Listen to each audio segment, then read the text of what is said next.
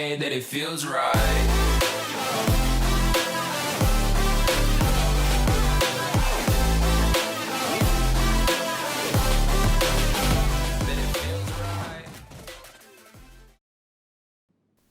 Yo, what is going on, guys? Welcome back to another video. Today, I'm going to be showcasing my Fast and Furious car collection in GTA 5 Online.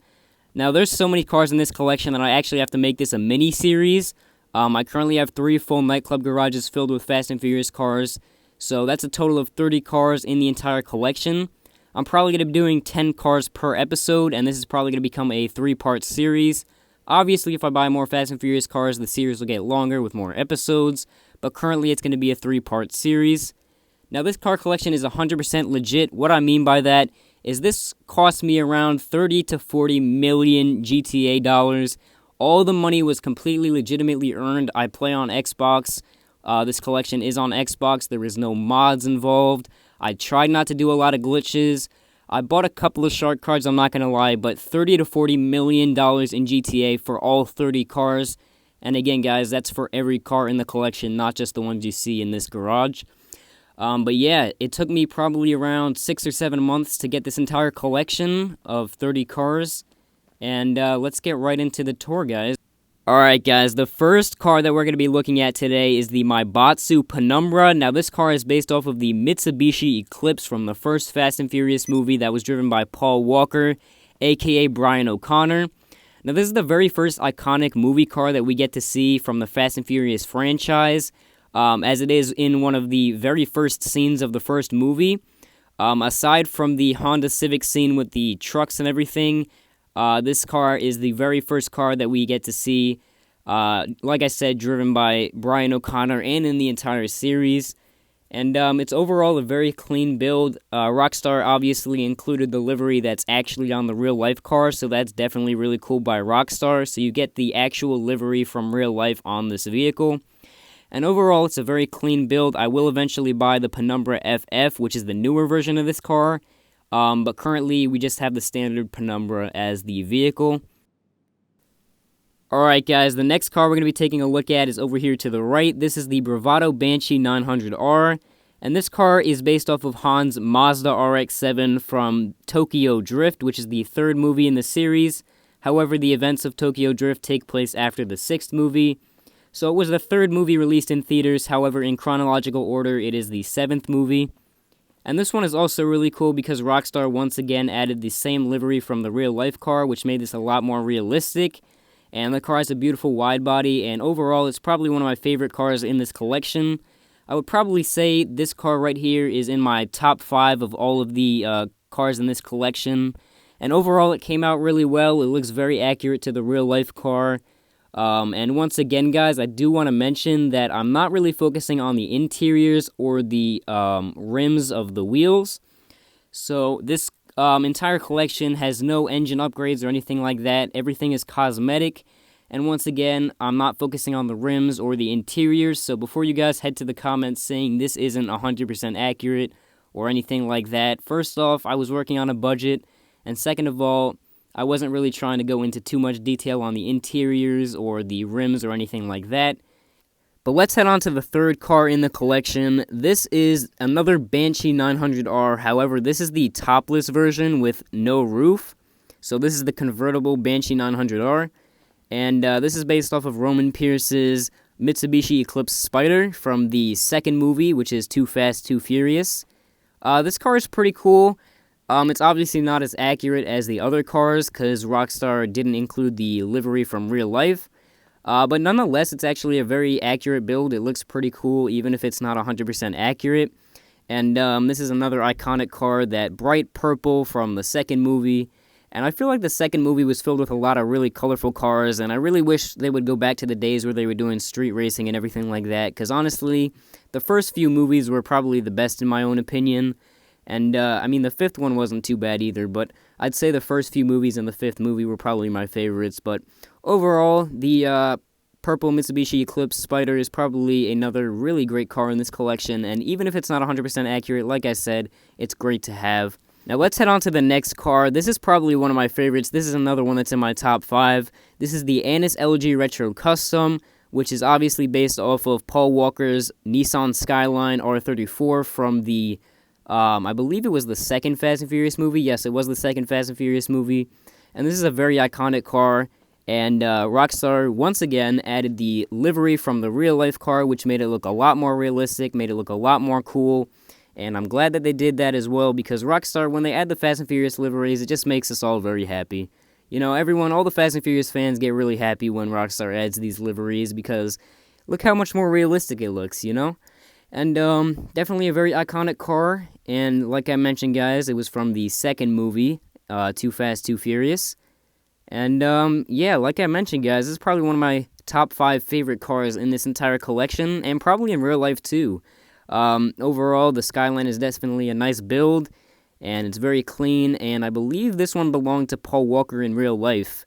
And, I think the same is with the blue R34 that you'll see in the next episode. But like I mentioned, guys, it was a very nice build, definitely had a lot of customization options. So let's head on to the next car. This right here is the Declasse Sabre Turbo, and this is based off of Sean's Monte Carlo from Tokyo Drift, which once again is the third movie in the series. And this was in the beginning of the film when he was racing those high schoolers, and they were doing a race through that construction site with the homes being built. And this is a fairly accurate customization. It did have that black carbon fiber hood in real life, and it had the same like tannish sand type color to it, and it's definitely another very closely accurate to real life car. And the way that Rockstar has these cars set up definitely allows you to do a lot of really great and accurate customizations, and this one is definitely a good example of that. But overall, it's a very clean build. There's not too much to it. It's not very complicated, and it's very cheap, which is very good for me because I don't have a lot of money. Alright guys, next up, this is car number 6. We have the Dinka Jester Classic, which is based off of Brian O'Connor's orange Toyota Supra from the very first Fast and Furious movie. He used this to drag race Dom at the very end of the movie. And it's definitely another one of those really iconic Fast and Furious cars that you really can't miss. And it's a beautiful build. Once again, Rockstar added that livery that we all love, and it definitely made the build a lot more accurate to real life. And I'm not sure if I got the orange 100% right. I did the best I could with the orange just based off of the pictures that I looked at. And I'd say I did a pretty good job on this one. But you guys can let me know what you think down in the comments. But anyway, guys, this is the orange Toyota Supra, and I do have the white Supra in my other garage. Don't worry, guys. That'll be coming in a future episode of this series.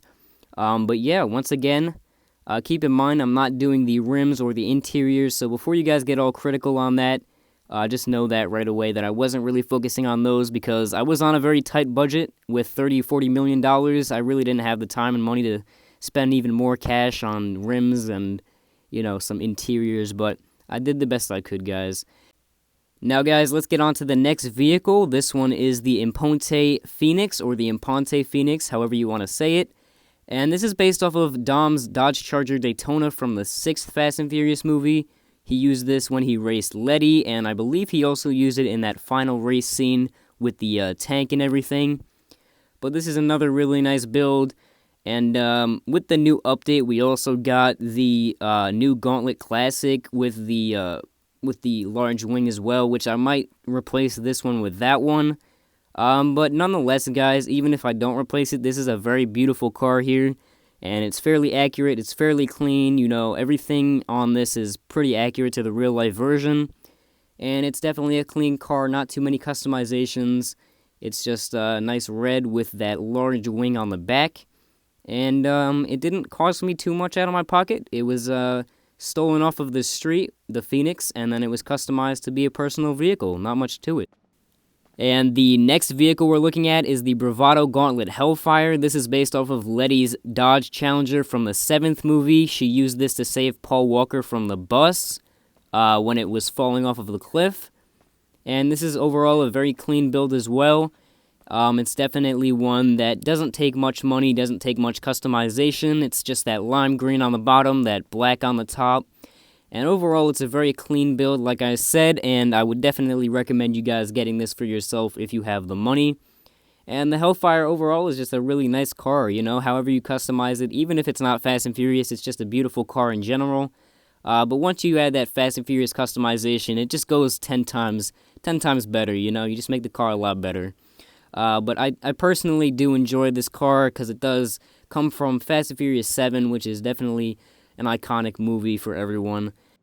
And like I said, guys, I'm going to try to get more cars from Letty in the future. That red Stingray is probably going to be the next one on my list. But let's head on to the next one. This is another Bravado Banshee 900R. This is the same car as Roman and Han's car. However, this is another topless version. And this one is based off of Suki's Honda S2000 from Too Fast, Too Furious, which is once again the second movie in the series. And it's just a really cool car. It's not 100% accurate. Obviously, Rockstar didn't include the livery. But we worked with what we had here, and overall it did come to a very beautiful conclusion. And whenever I pull up the car meets in it, people always recognize it as Suki's car. So even though it's not 100% accurate, it's definitely a beautiful vehicle. And people know what it is right away when they see it. That hot pink with the hot pink seats. You know, even if you don't say anything, people will recognize it as Suki's car. And I definitely get that a lot when I pull up in car meets in it. But this one I did focus a little bit of the interior on. I got those pink seats, and I also got those pink gauges for the dashboard. And that was a very fun build to do, even though it was pretty expensive with the 900R. It did overall come out very well, and I'm very happy with this. This is another one that's in my top 5 as well. And let's head on to the final car of the day, guys. This one is probably the most iconic car in the series. This right here is the Imponte Dukes. And this one is based off of, obviously, Dom's 1970 Dodge Charger, which I believe belonged to his father and was passed down to him, and he was fixing it in the first movie. It was also in the fourth movie. I think it was also in the fifth movie, possibly in the sixth movie. I'm not sure about the seventh movie, and maybe the eighth movie. I'm not 100% sure, guys, but this one has been in a lot of movies. It's definitely the most iconic car in the series. It definitely is featured in at least 3 or 4 of the movies.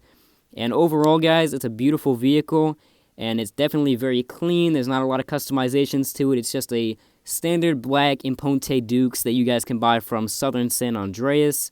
And just its symbolism in the entire series is definitely beautiful. He drag raced it with Paul Walker, and he drove it all the time. And definitely is a beautiful car. But yeah, guys, that's going to conclude the first episode of the Fast and Furious Garage Tour series. If you did enjoy, make sure you guys drop a like and subscribe. Thank you so much for watching till the end of this video. And I actually want to make a quick announcement.